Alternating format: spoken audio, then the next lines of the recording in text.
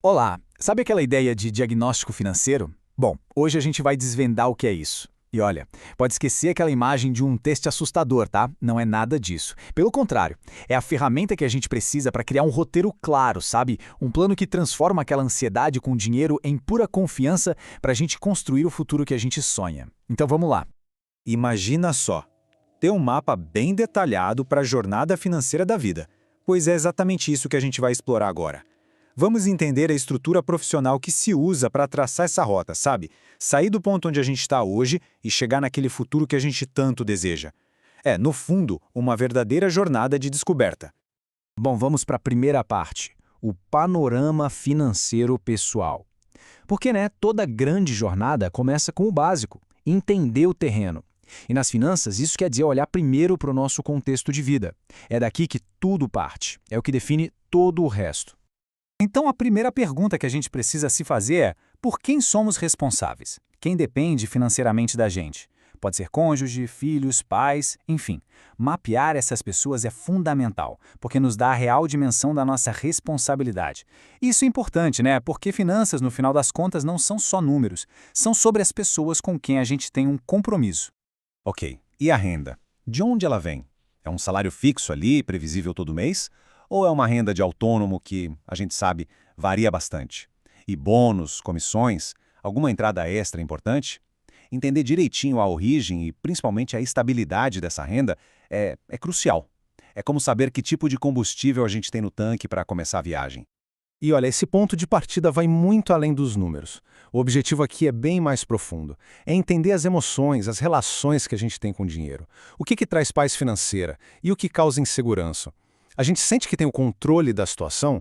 Sabe, as respostas para essas perguntas, elas formam a verdadeira base para um plano financeiro que funcione de verdade, na vida real.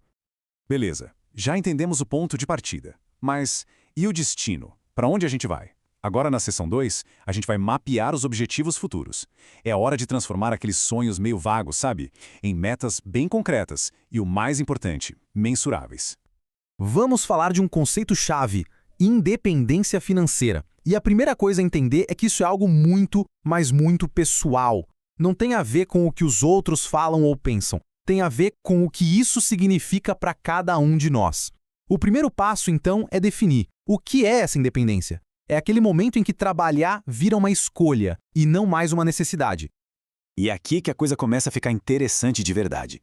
A partir do momento em que se coloca uma idade específica para essa independência, pronto, a mágica acontece. Aquele objetivo que era super abstrato vira um ponto real, tangível lá no horizonte. Deixa de ser um dia eu chego lá, para se tornar uma meta clara, com data marcada. E para deixar essa meta ainda mais real, a gente coloca um número nela. Qual seria a renda mensal ideal para viver bem nesse futuro? Definir esse valor é o que torna o objetivo mensurável. E é a partir daí que o planejamento concreto começa a ser possível, para de fato chegar lá. Mas claro, a vida não é só sobre a independência financeira, né? O nosso mapa precisa incluir outros grandes projetos pelo caminho. Pode ser, por exemplo, comprar ou vender um imóvel, garantir a educação dos filhos, planejar aquela viagem dos sonhos, um período sabático, enfim. A gente pode pensar neles como as paradas estratégicas que fazem parte da nossa grande jornada. Ok, então já temos o ponto de partida e o destino. Mas e o motor que vai levar a gente até lá? Como é que ele está? Nessa terceira sessão, a gente vai verificar justamente isso, o nosso motor financeiro. Vamos avaliar os hábitos e os recursos que vão impulsionar essa viagem. E agora, atenção, porque a gente chegou num ponto-chave. O verdadeiro poder financeiro não está no quanto se ganha, não. Está no que sobra depois de pagar todas as contas. Essa capacidade de poupança, sabe? Aquele valor que se consegue guardar todo santo mês, é isso que realmente funciona como combustível para a gente alcançar os nossos objetivos.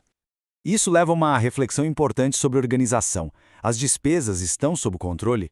Ou elas parecem um peso, um obstáculo que impede de poupar mais? Ter aquela sensação de que se está no comando dos gastos, isso é um sinal claríssimo de um motor financeiro saudável. Agora, quando a gente olha para os investimentos, a ideia não é, de forma alguma, criticar a carteira atual. Não é sobre certo ou errado. O ponto aqui é outro.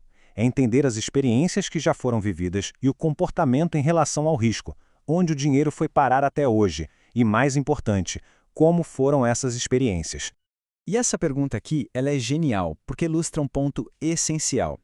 Como a pessoa se sentiu nas últimas quedas de mercado? A resposta para isso revela muito mais do que qualquer questionário. Bateu pânico? A pessoa ficou mais cautelosa? Mais conservadora? Essa reação emocional é a chave que revela o verdadeiro perfil de risco. E é com base nisso que se constrói uma estratégia para o futuro que seja de fato resiliente. Muito bem, a gente já coletou um monte de informação sobre o terreno, sobre o destino e sobre o motor. Agora, chegou a hora de juntar todas essas peças. Na seção 4, vamos criar um mapa de prioridades. É o momento de desenhar uma rota clara e principalmente prática, para seguir em frente. E, para começar, vem essa pergunta que é extremamente poderosa. Olhando para tudo isso que a gente viu, qual é a coisa mais urgente a se organizar? Essa pergunta é fantástica porque ela corta todo o ruído, sabe? E faz com que a própria pessoa identifique qual é a sua prioridade número 1.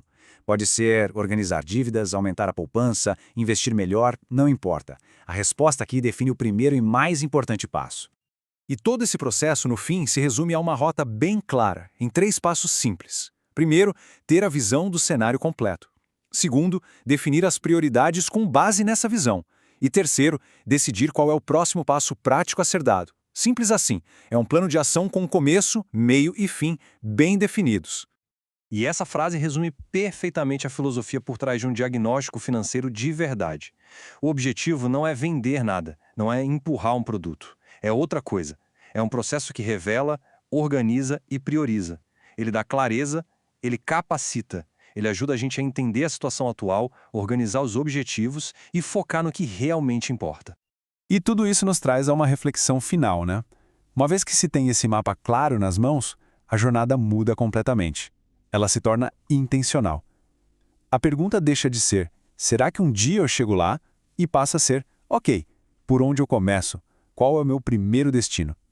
O poder de dar o primeiro passo, de começar a jornada, está aí.